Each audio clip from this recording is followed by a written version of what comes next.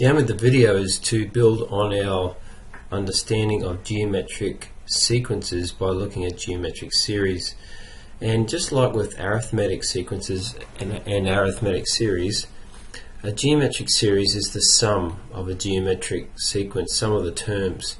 So if we can use S, capital S sub n for a series of n terms, and if it's geometric, we'll have a for the first, plus AR for the second, plus AR squared, etc.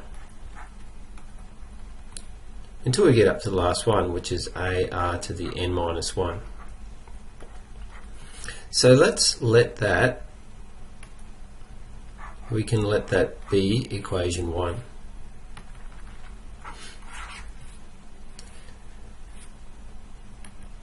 So if we multiply that by r, that means every term is also multiplied by r. I'm going to put the r second, which I'm allowed to do because of commutativity.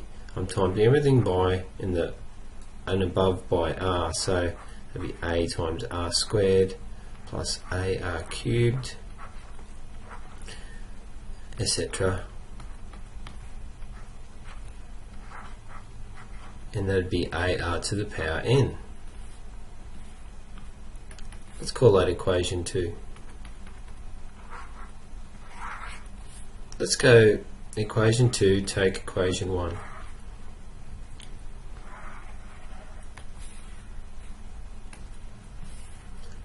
On the left hand side we would have R Sn minus S sub n.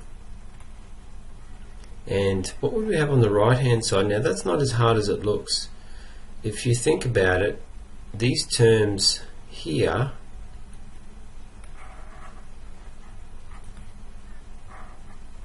and so on, if you keep translating that on, will basically be eliminated through subtraction.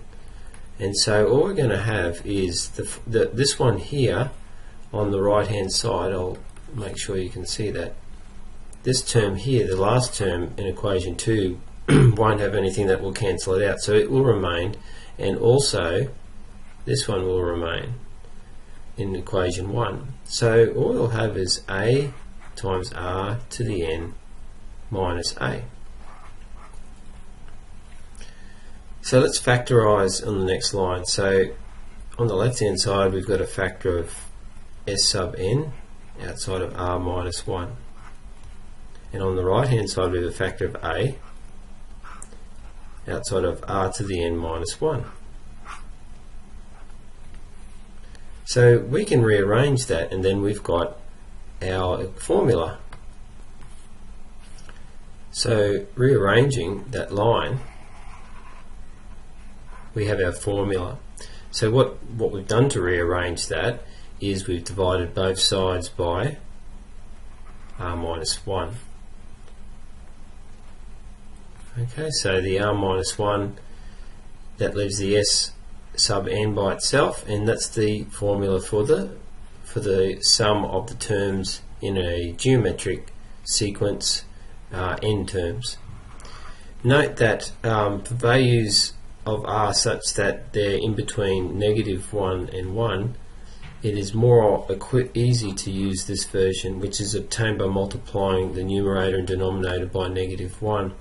And if you times both numerator and denominator by the same number, the value is the same.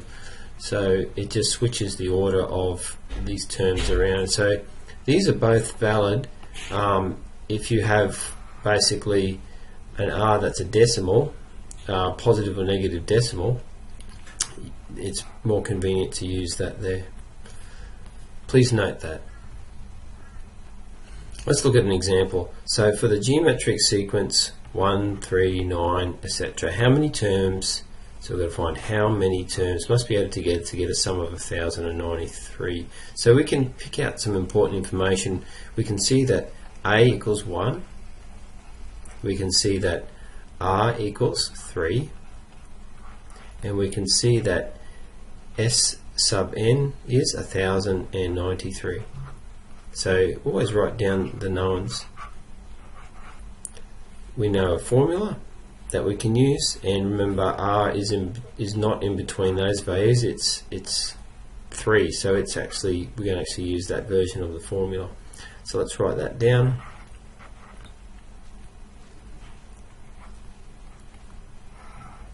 Ooh, not a good vinculum line there.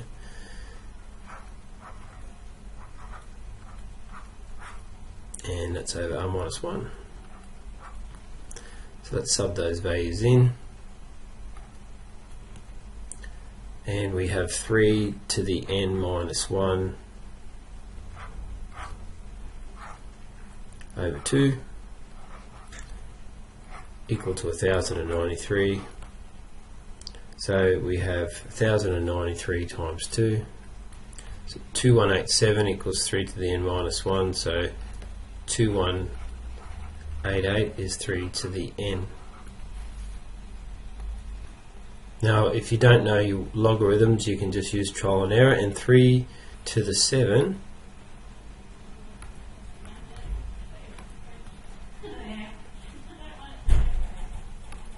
whoops, sorry, just had to fix a little error up. So 3 to the n is 2187, so n equals 7, because 3 to the 7, with a bit of trial and error, is 3 to the power 7.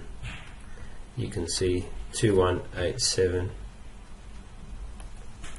So 7 terms are required to make the sum equal to 1093.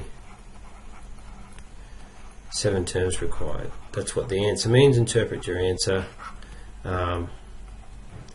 So you could use logs here if you know how to use logarithms. That's certainly possible too. In some cases that's more efficient than trial and error.